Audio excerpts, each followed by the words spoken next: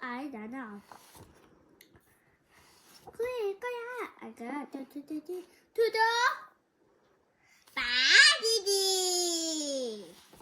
빠지지 빠지지 하나만 어서 빨리 숨어. 어서 빨리 숨어. 어서. 안녕하세요. 희수 엄마입니다. 요즘은 본의 아니게 미디어를 끊고 책으로 아이를 키우고 있습니다. 처음에는 미디어 중독이 책으로 옮겨갔을 뿐이면 그냥 미디어를 다시 보여줄까 하는 마음도 없지 않아 있었는데 왜 사람들이 책의 중요성을 이야기하는지 몇 달 지나 보니까 결국 느끼게 되더라고요. 사실 느끼고 싶지 않았습니다. 왜냐면 미디어를 끊고 책을 같이 읽어준다는 것 자체가 정말 힘든 일이거든요. 계속 말해왔지만 전 대단한 사람도 아니고 아이에게 유튜브를 보여주는 1시간이 정말 행복한 휴식 시간이었고 종종 희수가 2시쯤 일어나서 아침까지 놀 때마다 미디어를 틀어주고 쪽잠이라도 잘 수 있었던 시간들이 이제는 전혀 없어져 버렸기 때문에 오히려 미디어를 끊고 나서도 제발 아무 효과가 없어라 라고 남편이랑 빌기도 했던 불량 부모들이었어요. 처음에 책을 좋아하게 되니까 상호작용도 늘고 괜찮다 하다가 1시간, 2시간 책을 읽어주는 시간이 늘면서 미디어 대신 책 중독으로 온 건 아닐까라는 생각도 했고 그렇다면 미디어를 보여주는 것도 괜찮지 않을까라고 또 합리화를 하기도 했지만 센터나 기관의 피드백도 좋아지고 저도 독서의 장점을 느끼기 시작했습니다. 일단 장점보다 단점은 엄마와 아빠는 정말 힘들다는 거죠. 그리고 책을 좋아하는 걸 다른 아이들처럼 행복해하기보단 또 다른 감각 추구는 아닌지 끊임없이 아이를 의심해야 했던 것도 좀 힘들었어요. 장점은 그 외 모든 것이었습니다. 자폐의 큰 문제점이 상호작용이잖아요. 그런데 희수 같은 경우는 책을 엄마 목소리로 듣는 걸 좋아하고 그러다 보니 읽다가 멈춰서 질문을 하거나 희수한테 처음엔 의성어 부분을 읽게 하고 나중엔 번갈아 읽으면서 상호작용이 넓어지는 부분이 늘어나기 시작했어요. 희수의 장난감이나 놀이는 단순하고 제가 개입하기 어려운 부분들이 많아서 놀이로 상호작용을 확장하기가 굉장히 어려웠거든요.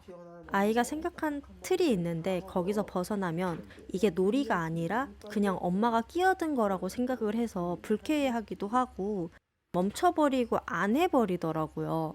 그런데 책은 희수가 좋아하기 시작하면서 서로 주고받는 게 다양해지고 편해지더라고요. 그리고 어휘력이 양이 굉장히 많이 늡니다. 사실 우리가 말을 할 때 쓰는 단어는 한정적이라고 해요. 그리고 영상으로 아이가 뭘 배운다고 해도 말로 표현하는 문장이나 단어를 배우는 건 굉장히 한정적인 단어나 어휘를 습득하는 거잖아요. 어차피 말이 목적이면 그 정도만 되지 않냐고 생각할 수도 있는데 일반 친구들이야 문맥의 앞뒤를 보고 유추를 해서 단어의 뜻을 알 수도 있겠지만 희수 같은 경우는 그게 어려울 수 있다고 생각을 하거든요. 실제로도 어려울 거고요. 하지만 책에서 애초에 많은 어휘를 익힌다면 나중에 어려운 단어를 접해도 미리 알고 있는 게 많으면 생활이나 학습 면에서 더 유리하다고 생각이 들더라고요. 그리고 또 요즘에는 센터에서도 강화물이나 수업을 책으로 진행에 도움을 받을 때가 있어요. 말로 듣고 이해하는 걸 어려워했는데 책에 있는 부분들을 이용을 해서 읽어보고 다시 물어보고 하는 식으로 수업을 하니까 기존에 진행하던 수업 방식보다 훨씬 더 습득력이 뛰어나다고 하더라고요.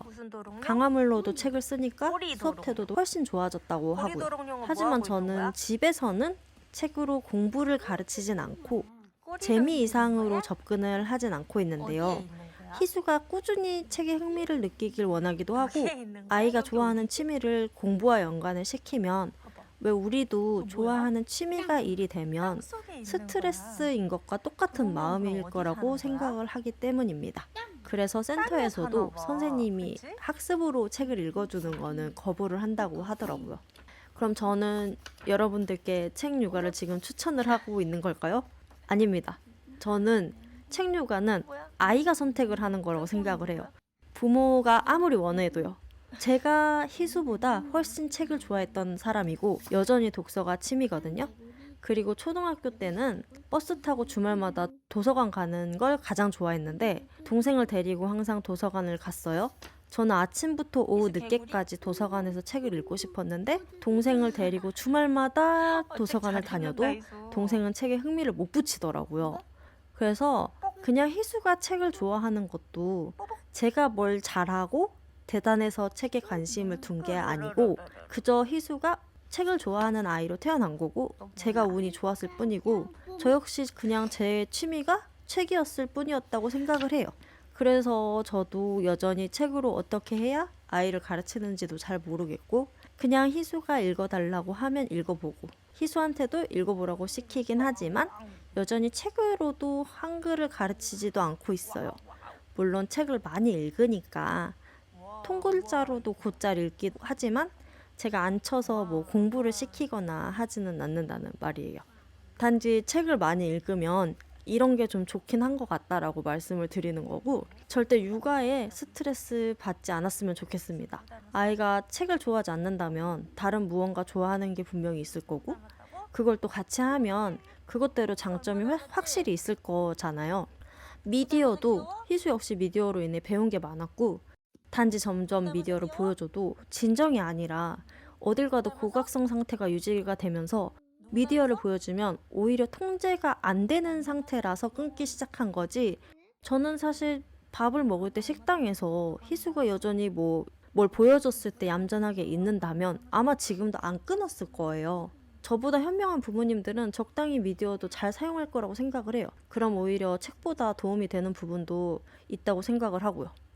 확실한 건 책을 많이 읽는다고 해서 희수가 자폐가 아닌 게 되거나 엄청 똑똑해지진 않는다는 거예요. 단지 그래도 희수의 역량보다는 책이 훨씬 더 아이를 성장시켜주는 느낌은 있죠. 그래서 욕심 부리지 않고 저도 독서가 취미이기 때문에 희수와 함께 나중에 도서관을 다니게 되면 좋을 것 같아요. 23년에는 희수가 조금 더 조용해지면 같이 도서관을 방문할 수 있는 해가 되길 바라봅니다. 여러분 한 해 너무 고생 많으셨고요. 다들 내년에는 더 좋은 일들만, 행복한 일들만 가득하세요. 그럼 올해의 마지막 좋은 저녁 되시길 바라겠습니다. 안녕.